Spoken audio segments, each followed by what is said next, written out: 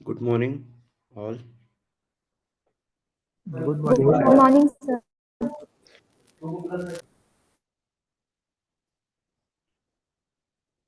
Okay, बाकी लोगों ने ज्वाइन क्यों नहीं किया? प्रेजेंट नहीं है क्या वो क्लास में?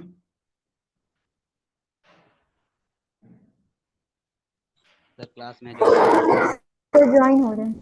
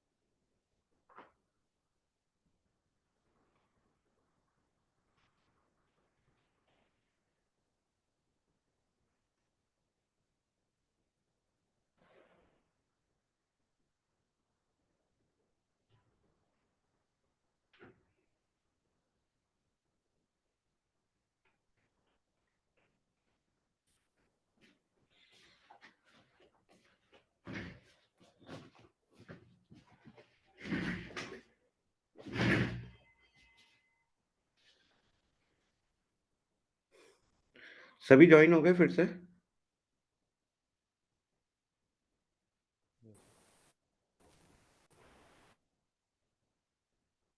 Yes sir. ओके, कल कौन कौन प्रेजेंट नहीं था?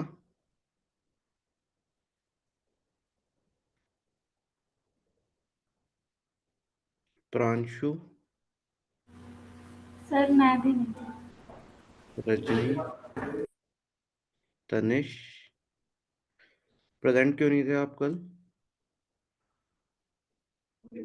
सर कल लेट पहुंचा था सर, 5 बजे तक पहुंचा ही था सर। 6 बजे क्लास लगी सर, घर पे कुछ लोग आ गए थे। ओके, सर मैंने सेकंड पार्ट पे ज्वाइन किया था, बट सर वो दूसरा पार्ट चल रहा था तो मुझे समझ में नहीं आ रहा ओके, ठीक है। रजनी, तुम?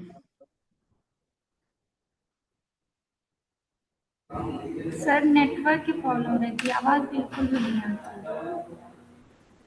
ओके, रवनीश।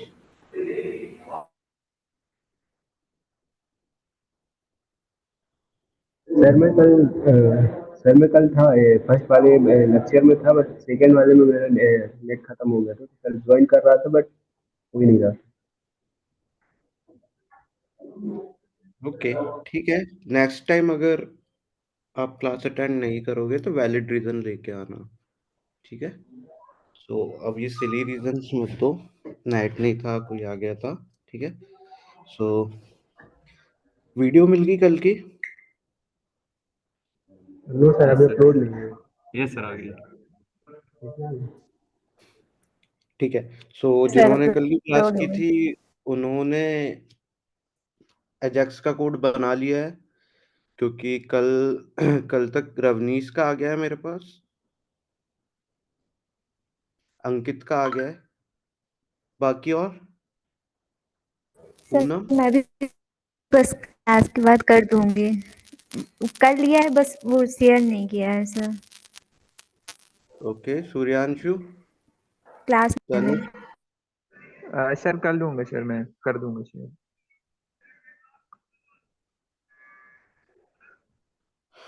ओके, ठीक है। सो कल जो एजेक्स का कोड आपको बताया था, एजेक्स कैसा वर्क करता है, फ्लो जो बताया था आपको, सो समझ में आया था वो?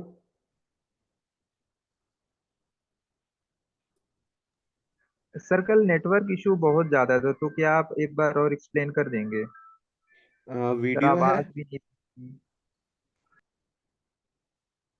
ठीक है, मैं एक बार और एक्सप्लेन कर दे रहा हूँ, ठीक है?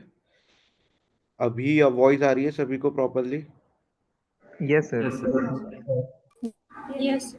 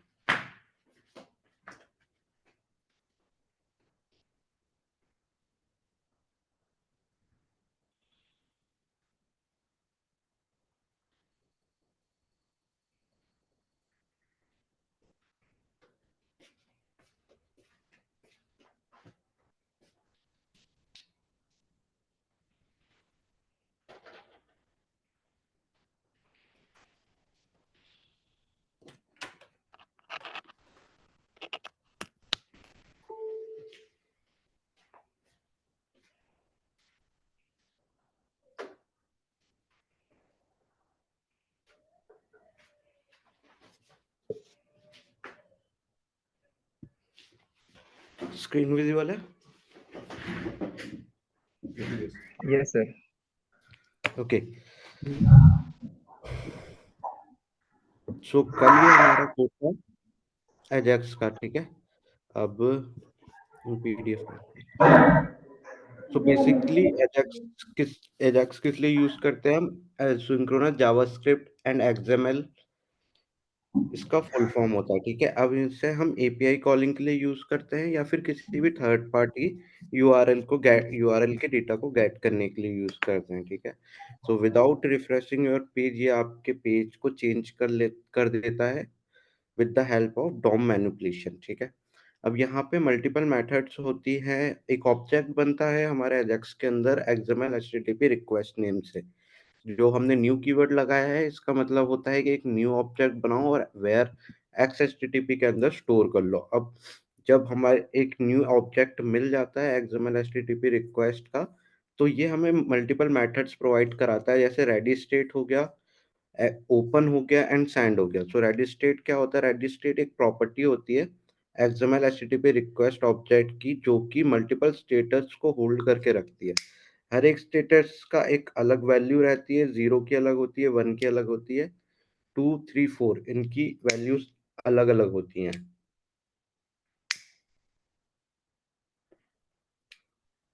अब हम ऑन रेडी स्टेट क्यों लगाते हैं? ऑन रेडी स्टेट इसलिए लगाते हैं क्योंकि हमें पता करना होता है कि हमें कब फंक्शन हमारा कॉल कराना है, जब हमारा रिस्पॉन्स प्रॉपरली हमें मिल जाए, अदरवाइज वो क्या करेगा? एरर थ्रो करेगा। इसके बाद जो हमारा दूसरा आता है वो आता है हमारा स्टेटस कोड। एचटीटीपी के मल्टीपल स्टेटस कोड होते हैं जो कि अलग अलग कंडीशंस पे डिफाइन होते हैं। जैसे अगर आपको 200 मिलता है रिस्पॉन्स की तरफ से, सो इसका मतलब ये होता है कि आपको प्रॉपरली सर्वर ने रिस्पॉन्स दे दिया है, ठीक है। अगर 404 मिलता है तो इसका मतलब ये होता है कि जो आप रिकॉर्ड ढूंढ रहे हो आपके सर्वर के अंदर, वो आपको नहीं मिला है। देन इसके बाद हमारे पास HTTP XML HTTP request object की मेथड आती है जो कि होती है ओपन, जिसकी हेल्प से हम क्या करते हैं? एक इंस्टेंस बनाते हैं हमारी रिक्वेस्ट का। अब इंस्टेंस के लिए हमें क्या क्या लगेगा? एचटीटीपी मेथड लगती है जो कि गेट पोस्ट पुट डिलीट होती है। सेकंड जो हमारा पैरामीटर होता है, यहाँ पे हमारी एपीआई की लिंक लगती है। और जो थर्ड रहता है उसमें ट्रू और फॉल्स लगता है। ट्रू मतलब इज सिंक्रोनस सॉरी, ट्रू मतलब इज सिंक्रोनस, फॉल्स मतलब सिंक्रोनस। इसके बाद हम क्या करते हैं? हमारा कोड लिखते हैं, यूआरएल डालते हैं एंड सेंड कर देते हैं। तो ये है हमारा कोड, ये हमारा कोड है, ठीक है। उसी तरीके से हमने एक्सएमएल एचटीटीपी रिक्वेस्ट का ऑब्जेक्ट बनाया, जिसको एक वेरिएबल के अंदर स्टोर किया, इसकी एक प्रॉपर्टी यूज की, ऑन रेडी स्टेट चेंज एक फंक्शन के अंदर डाला। यहाँ पे हमने एक इफ का कंडीशन ब्लॉक लगाया, जिसमें अगर रेडी स्टेट 4 है और दिस डॉट स्टेटस हमारा 200 है, तो जो भी हमें रिस्पॉन्स मिलेगा एपीआई से, उसको पहले हम टेक्स्ट में कन्वर्ट करेंगे, this dot response text, and उसे कंसोल करा देंगे। या फिर अगर हमें किसी डिफ के अंदर अपेंड करना है तो हम उस डिफ को गेट करेंगे आईडी से और उसे अपेंड कर देंगे। देन हमारे पास ओपन और साइन मेथड रहती है। ओपन क्या करती है? हमारी इंस्टेंस क्रिएट करती है गेट के बिहाफ पे, एंड साइन हमारी एपीआई की रिक्वेस्ट को सेंड करती है।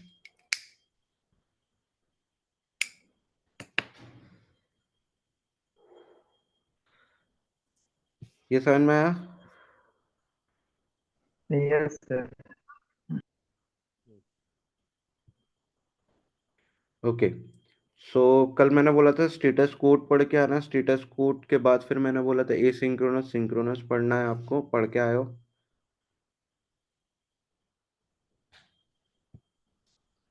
क्या होता है एसिंक्रोनस और synchronous behaviour? Sir synchronous and वो जब रन करता है तो लाइन बाय रन करता है। जैसे कि एग्जांपल हम लेते हैं कि अगर मतलब कहीं होटल में हम कोई भी चीज़ ऑर्डर कर रहे हैं तो जो वेटर है वो शेफ के पास लेके जाएगा कि मतलब कोई भी जैसे पिज़्ज़ा ऑर्डर किया तो वो पिज़्ज़ा बनाएगा। दूसरा जब कोई कस्टमर आ जाता है सैंडविच ऑर्डर करता है, वो जब तक फर्स्ट वाला ऑर्डर कंप्लीट नहीं हो जाएगा वो सेकंड वाला ऑर्डर एक्सेप्ट नहीं करेगा। और जो असिंक्रोनस होता है तो वो दोनों चीज मतलब साथ में रन कर सकता है, मतलब पिज्जा भी साथ में वो करेगा और सैंडविच भी साथ में मतलब डिलीवर कर देगा। ओके।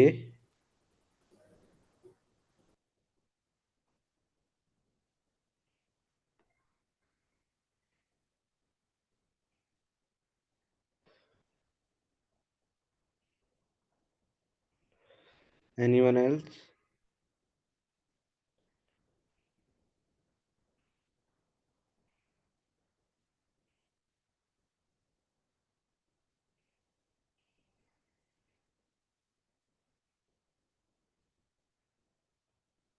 किसी और ने नहीं पढ़ा क्या पूनम के अलावा? पूनम गुड, सही बता रहे हो, ऐसे ही वर्क करता है।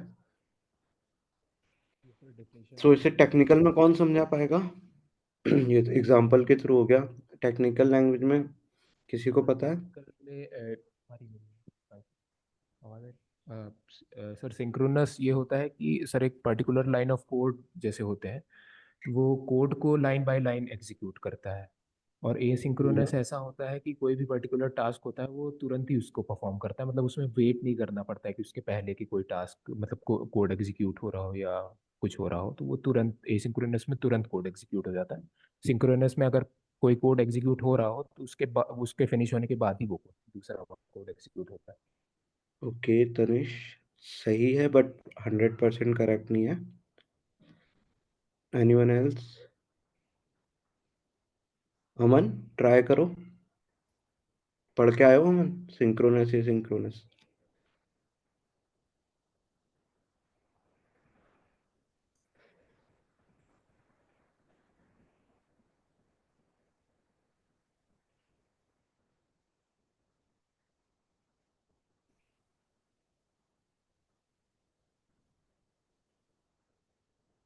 अमन क्लास में नहीं है क्या?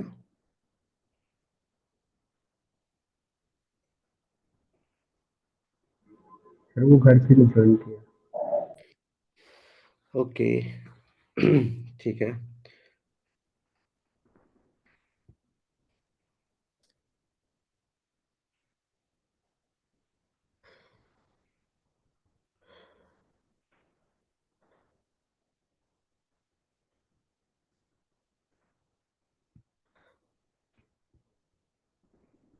ओके, स्क्रीन विजिबल है? सो बेसिकली सिंक्रोनस और एसिंक्रोनस क्या होता है? जब भी हम हमारा कोड एग्जीक्यूट करते हैं जावास्क्रिप्ट के अंदर, सो वो क्या करता है, लाइन बाय लाइन एग्जीक्यूट करता है। मतलब अगर आपकी फर्स्ट लाइन एग्जीक्यूट होगी, देन आपकी सेकंड लाइन एग्जीक्यूट होगी, फिर थर्ड लाइन एग्जीक्यूट होगी, और ऐसे ही आपके कोड का फ्लो चलता रहेगा। ये होता है हमारा सिंक्रोनस बिहेवियर। अब एसिंक्रोनस बिहेवियर क्या होता है? एसिंक्रोनस बिहेवियर ये होता है आपका कि अगर आपके पास मल्टीपल रिक्वेस्ट है या फिर मल्टीपल लाइन ऑफ कोड है, जिसमें अगर कोई कोड ज़्यादा टाइम आपका ले रहा है, तो वो उस टाइम को होल्ड करके रखेगा आपके कोड को, ठीक है, और नेक्स्ट लाइन एग्जीक्यूट कर देगा। अगर वो ऐसा नहीं करेगा तो क्या होता है आपके उसमें जावास्क्रिप्ट के अंदर कि आपका कोड वेट करता रहेगा जब तक आपका एक फंक्शन एग्जीक्यूट नहीं होगा। सो जैसे आपके पास मल्टीपल फंक्शंस हैं जो कि लाइन बाय लाइन एग्जीक्यूट हो रहे हैं। सो अगर इसमें एक फंक्शन आता है जो कि 1 से लेके 1000 तक के आपके डिजिट प्रिंट करके देगा आपके कंसोल के ऊपर।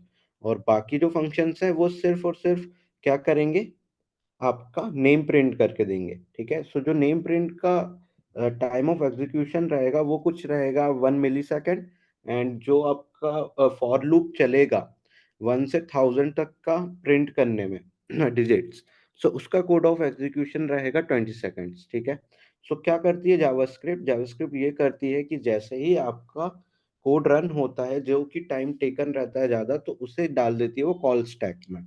मतलब एक अलग से मेमोरी रहती है उसके अंदर, जावास्क्रिप्ट के अंदर, वो उस मेमोरी के अंदर आपके उस फंक्शन को स्टोर कर देती है। जैसे ही वो फंक्शन कंप्लीट होता है, सो वो उसको एग्जीक्यूट कर देती है जिस भी वो इंस्टेंस पे होगा। अब एक डायग्राम के थ्रू अगर हम समझे, सो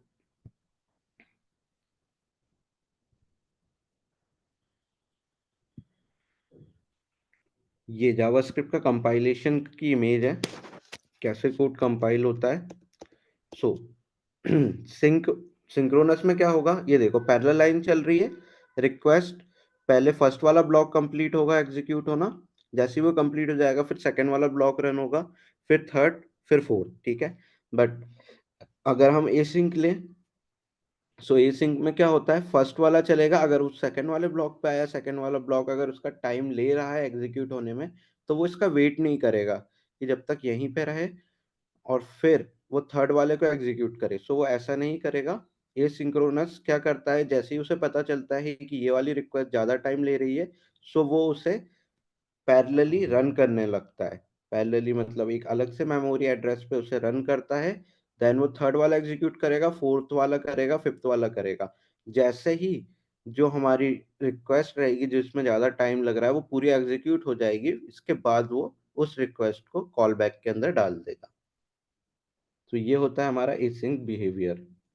सो एग्जाम्पल के थ्रू जैसा पूनम ने बताया है कि अगर हम कोई रेस्टोरेंट में जाए और वहाँ पे मल्टीपल कस्टमर आ जाते हैं, ठीक है, तो और अगर सिंक्रोनस बिहेवियर से हमारा रेस्टोरेंट चल रहा है, तो किसी कस्टमर ने अगर एक ऑर्डर दिया, कुछ भी दे सकता है, वो पिज्ज़ा हो या बर्गर हो, अगर उसने पिज्ज़ा दिया और सेकंड कस्टमर ने अगर बर्गर दिया, तो सिंक्रोनस बिहेवियर के अकॉर्डिंग जब तक हमारा पिज्ज़ा नहीं बन जाएगा तब तक सेकंड कस्टमर का ऑर्डर बर्गर क्रिएट नहीं होगा। ठीक है, बट अगर एसिंक की तरफ देखें हम, तो क्या होगा, यहाँ पे हमारे हमारे पास मल्टीपल मल्टीपल हमारे पास वेटर्स रहेंगे जो कि अलग अलग ऑर्डर लेके जाएंगे।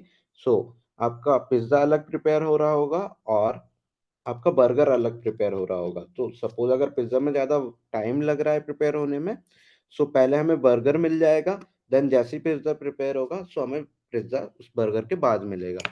सो ये होता है एसिंक्रोनस और सिंक्रोनस। अब इसकी नीड हमें क्यों पड़ी, नीड हमें इसलिए पड़ी क्योंकि समटाइम्स अगर हमारी एप्लीकेशन के अंदर हम कोई एपीआई कॉल करते हैं और वो एपीआई ज़्यादा टाइम लेती है रिस्पॉन्स देने में, सो बाकी की जो हमारी फंक्शनैलिटी है वो उससे इफेक्ट नहीं करे। सो अगर यूजर हमारा किसी एक बटन पे क्लिक करता है जो कि उसका डेटा लेके आ रही है, और वो अगर ज्यादा टाइम ले रही है, और उसी टाइम पे यूजर अगर दूसरी किसी बटन पे क्लिक करता है जो कि अलग फंक्शनैलिटी पे वर्क करती है, सो वो वाली फंक्शनैलिटी पहले रन होगी और जैसे ही डेटा आ जाएगा तो यूजर को हमें वो डेटा शो कराना रहेगा।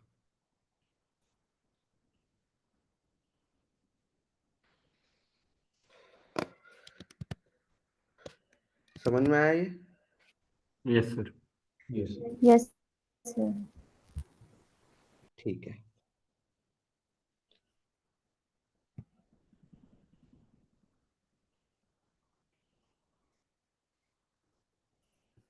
सो आज हम देखेंगे जेसन क्या होता है।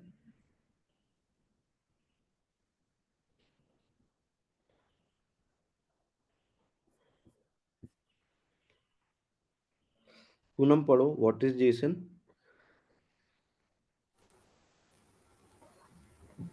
JSON or JavaScript object notation is a format for structuring data. So Jason किसके ऊपर स्टैंड करता है, जेसन का मतलब होता है कि जावास्क्रिप्ट ऑब्जेक्ट नोटेशन। ठीक है, इसका फुल फॉर्म होता है।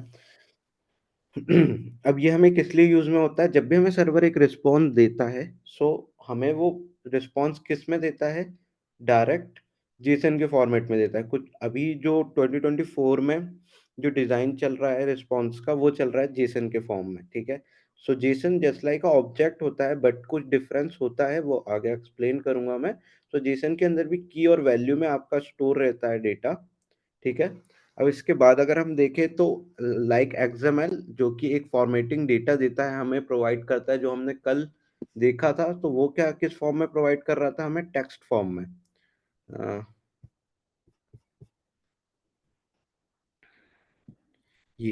ये जो हमारा डेटा है, यहाँ पे आप जो देख रहे हो ID1 नेम, ये सारा फॉर्मेट कौन सा है? ये है जेसन ही, बट हमने इसको किस में कन्वर्ट कर दिया? टेक्स्ट फॉर्मेट में कर दिया है, ठीक है। सो ये रही मेरी की, ये रही वैल्यू, ये रही मेरी की, ये रही उसकी value, user name brat, email, की, वैल्यू, ठीक है। तो ये पूरा जेसन फॉर्मेट है मेरा। अब इसके आगे देखते हैं। So why JSON? The fact that whenever we declare a variable and assign a value to it, it's not a variable that holds the value, but rather the variable just hold an address in the memory where the initialized value is stored. Further explaining, take for example at age.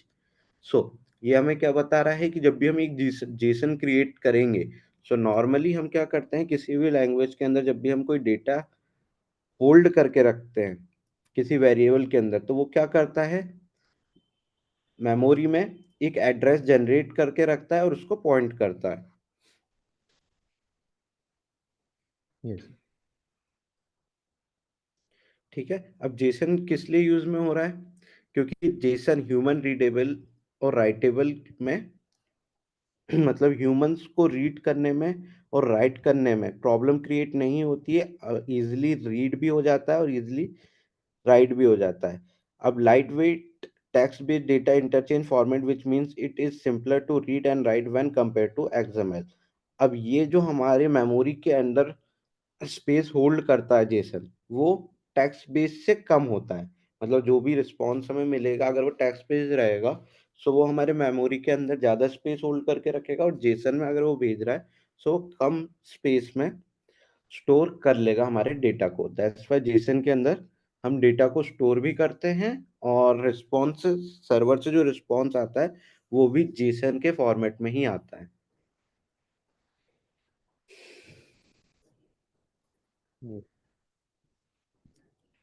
So Jason का ये syntax रहता है, name, Jain name, की, and जैंडो is a value, ठीक है। सो अगर हम code level पे देखें,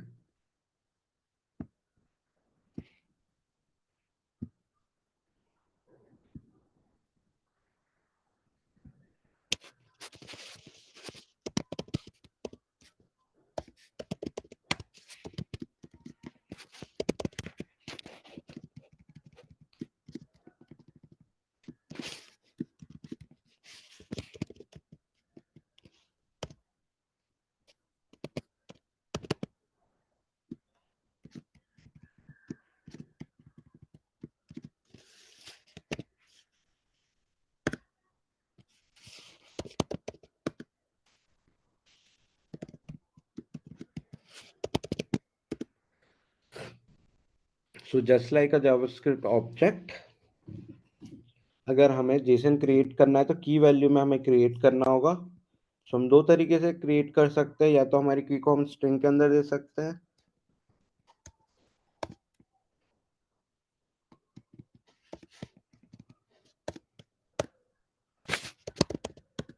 या फिर हम डायरेक्ट की का नेम लिख सकते हैं, ठीक है। अगर हमें कोई की एक्सेस करनी होगी तो हम उस जेसन ऑब्जेक्ट का नेम लिखेंगे, जो कि है यहाँ पे जेसन। अगर हमें नेम की वैल्यू चाहिए तो ब्रैकेट्स लगाएंगे, एरे ब्रैकेट्स, नेम लिखेंगे, और हमें वो वैल्यू मिल जाएगी।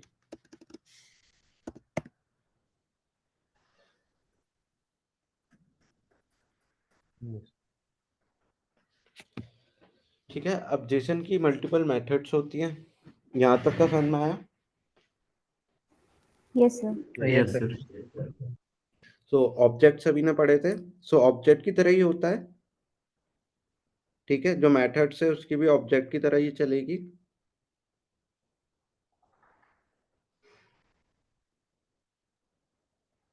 अगर मुझे इसमें एक न्यू डेटा इंसर्ट करना होगा तो वो मैं कैसे करूँगा? अगर मैं ऑब्जेक्ट में करता, ऑब्जेक्ट में कैसे करते हो आप?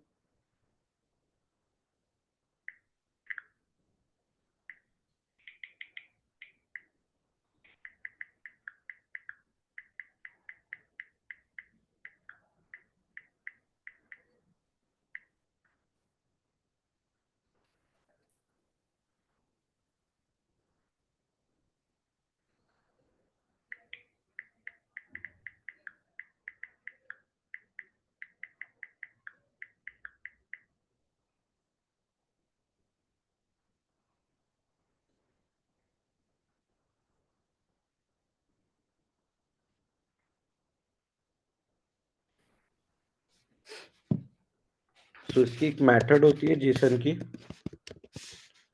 Jason dot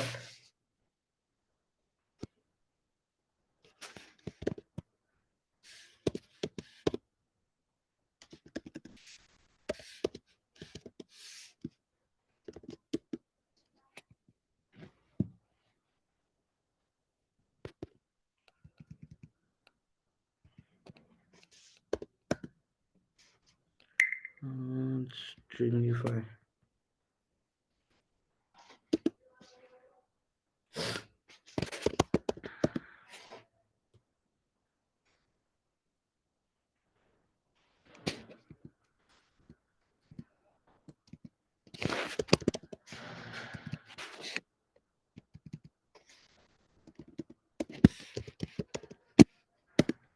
JSON dot stringify जो कि क्या करता है, आपके जो जेसन का ऑब्जेक्ट है उसको एक स्ट्रिंग के अंदर कन्वर्ट कर देता है। अगर आप जेसन को अभी प्रिंट करोगे तो यहाँ पे आपको स्ट्रिंग दिख रही है कि एक ऑब्जेक्ट ही दिख रहा है? Yes sir. यस सर, ठीक है, ऑब्जेक्ट दिख रहा है। ऑब्जेक्ट है ये। अगर हमें इसे पूरे स्ट्रिंग में कन्वर्ट करना है, जो कि स्ट्रिंग में कन्वर्ट करने की नीड क्यों होती है, जब भी हम डेटा भेजते हैं हमारे क्लाइंट से सर्वर की ओर, ठीक है, सो समटाइम्स कुछ एपीआईज रहती है जो जिसे डेटा चाहिए रहता है स्ट्रिंग में, ठीक है, सो हम डायरेक्ट स्ट्रिंगिफाई करके डेटा को पास करते हैं। सो अभी ये यस सर। ऑब्जेक्ट है, अगर मुझे इसे स्ट्रिंग में कन्वर्ट करना है तो मेथड होती है जेसन डॉट स्ट्रिंगिफाई ब्रेसेस, और जो भी आपका जेसन ऑब्जेक्ट है उन ब्रेसेस के अंदर लिख दो उसे। सो ये मेरा स्ट्रिंग में कन्वर्ट हो गया।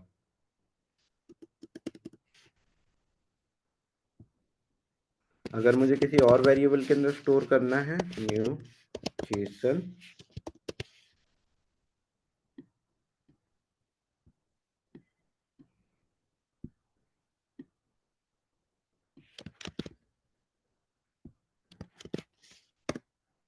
मैं न्यू जेसन को अगर प्रिंट करूंगा तो ये स्ट्रिंग में मिल गया। अब अगर हमें स्ट्रिंग से फिर से ऑब्जेक्ट बनाना है तो इसकी एक और मेथड होती है,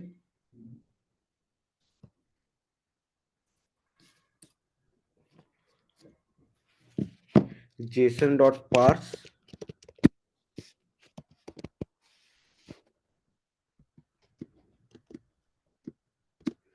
और जिस भी स्ट्रिंग जेसन को हमें फिर से ऑब्जेक्ट बनाना है उसका नेम। अब ये हमारा फिर से ऑब्जेक्ट बन गया। यस। Yes sir.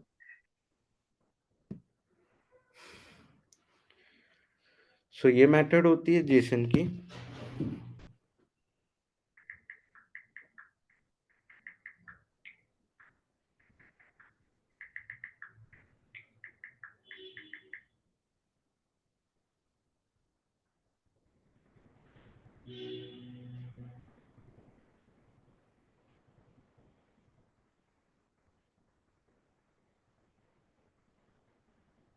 यहाँ तक समझ में आया? Yes yes sir. Sir. Yes sir. Yes sir. Okay.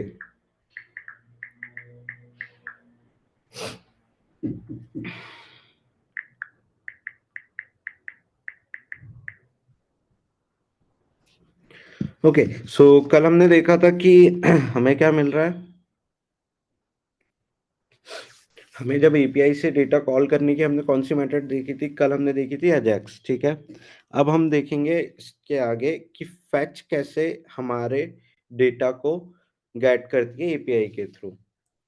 So multiple methods रहती है, जैसे अजैक्स से हम एपीआई कॉल कर सकते हैं, उसी तरीके से हम फैच एक मेथड रहती है जावास्क्रिप्ट के अंदर, जिसकी हेल्प से हम कॉल कर सकते हैं हमारी एपीआई को। सो जब हम जेसन प्लेस होल्डर वेबसाइट पे जाएंगे तो यहाँ पे हमें फैच मेथड मिलेगी, जिसके अंदर हमें ये सारी चीजें मिलेगी। अब यहाँ पे जब आप देखोगे तो रिस्पॉन्स हमें किसके अंदर मिल रहा है,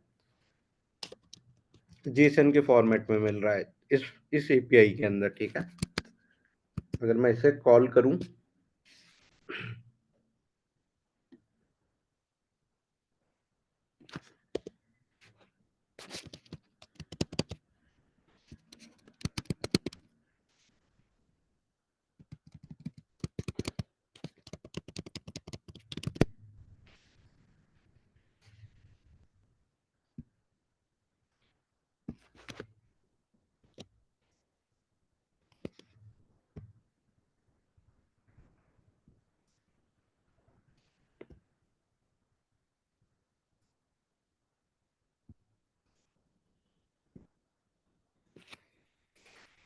अब देखो हमें डेटा कैसा मिला, जेसन के फॉर्मेट में मिला।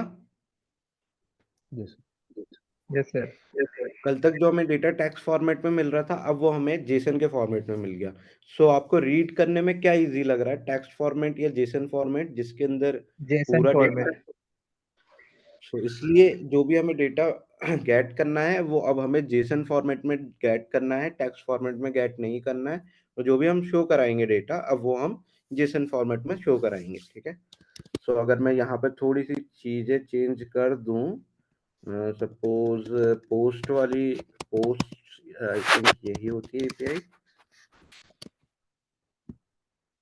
ये हमें पूरी पोस्ट का डेटा मिल गया जेसन फॉर्मेट के अंदर, जिसके अंदर बॉडी है, यूजर है, ये है। ठीक है, अगर हमें कुछ पर्टिकुलर वो चाहिए तो हम कैसे लेंगे,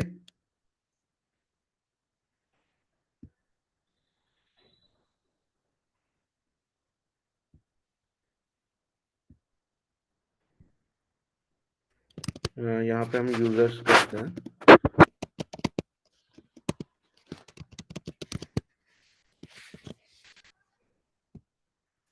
ये 10 यूजर्स का हमें डेटा मिला है। अगर हमें पर्टिकुलर डेटा को प्रिंट कराना है, सपोज अगर मुझे